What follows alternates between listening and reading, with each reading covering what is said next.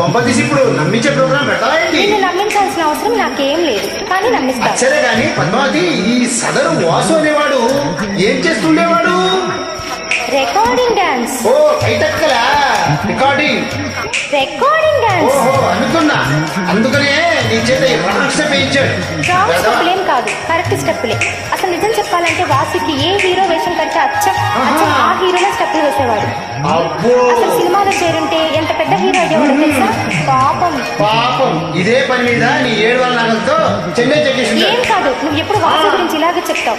వాసు ఎంత ఘాటుగా ప్రేమించాడు. ఈ ఉత్తరాలు చదువు. అబ్బో చాలా ఘాటు ప్రేమ, ముక్కు కూడా అదిరిపోయింది. నువ్వేమీ ఎగతా చేయక్కర్లేదు వాసు. ఆ.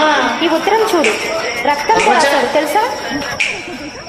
ఎవరి పని చేసి మద్దరా అదే పని. తన రక్తంతో రాశాడు తెలుసా? చూడండి. అబ్బో అంత కలరిచ్చాడేంటి?